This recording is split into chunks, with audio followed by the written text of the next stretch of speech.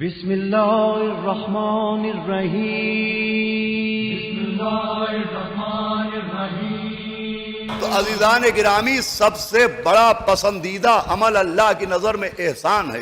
اب دیکھیں، یہ الگ بات ہے کہ احسان ہم پر ہمارے باپ نے بھی کیا، احسان ہم پر ہماری ماں نے بھی کیا۔ اب یہاں توجہ سنیے گا، لیکن شریعت نے جو مرتبہ ماں کو دیا ہے وہ باپ کو بھی نہیں ملا۔ حالانکہ اطاعت دونوں کی واجب ہے، احترام دونوں کا کرنا ہے، تعظیم دونوں کی لازم ہے، راضی دونوں کو رکھنا ہے، ناراضگی سے دونوں کی بچنا ہے، مگر جو مرتبہ ماں کو دیا گیا ہے وہ مرتبہ باپ کو نہیں دیا گیا۔ ارے دین تو دین ہے، اسلام تو اسلام ہے۔ آپ سماج کو دیکھیں، سوسائٹی کو دیکھیں، تو سوسائٹی میں بھی جو مرتبہ ماں کا ہے وہ باپ کا نہیں ہے۔ میں بڑی سامنے کی مثال عرض کرتا رہتا ہوں، اگر یقین نہ آئے تو سارے رشتوں کا نام لیجئے، تو جب بھی آپ رشتوں کا ذکر کرتے ہیں تو رشتوں کا ذکر یوں ہوتا ہے کہ شوہر، زوجہ، بھائی، بہن، بیٹا، بیٹی، یعنی سارے رشتوں میں مذکر رشتے کا ذکر پہلے ہوتا ہے اور مؤنث رشتے کا ذکر بعد میں ہوتا ہے۔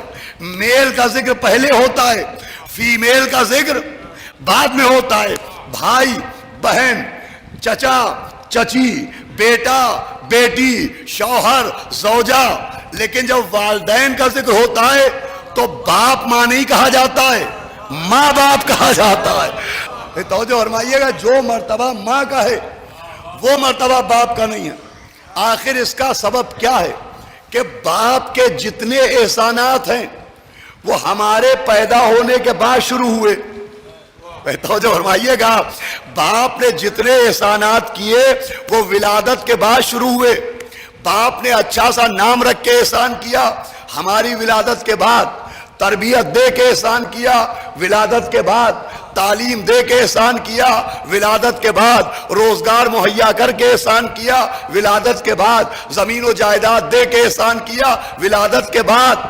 بھائی باپ نے جتنے احسان کیے، توجہ ہے آپ کی، وہ ہمارے پیدا ہونے ولادت کے بعد شروع ہوئے، لیکن ماں کے احسانات پیدا ہونے کے بعد نہیں شروع ہوئے، وہ ہمارے پیدا ہونے سے پہلے شروع ہو گئے۔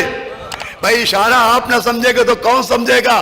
ارے ہمیں باپ کی گود پیدا ہونے کے بعد ملی ہے، لیکن شکم مادر پیدا ہونے سے پہلے ملا ہے۔ صلوات بھیجے محمد و آل احمد۔ سنیے گا جانے گرامی، ہمیں باپ کی گود کا جھولا ولادت کے بعد ملا، مگر شکم مادر کا محل پیدا ہونے سے پہلے ملا۔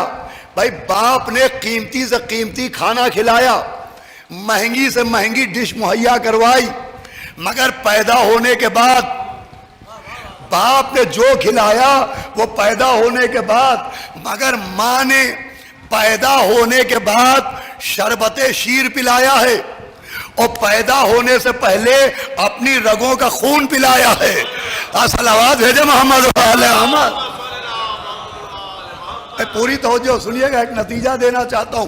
بھائی ماں نے پیدا ہونے کے بعد دودھ پلایا، لیکن پیدا ہونے سے پہلے اپنی رگوں کا خون پلایا ہے، تو چونکہ ماں کے احسانات باپ کے احسانات سے زیادہ تھے، لہذا شریعت نے ماں کا مرتبہ باپ سے زیادہ رکھا، ماں کا حق باپ کے حق سے زیادہ رکھا۔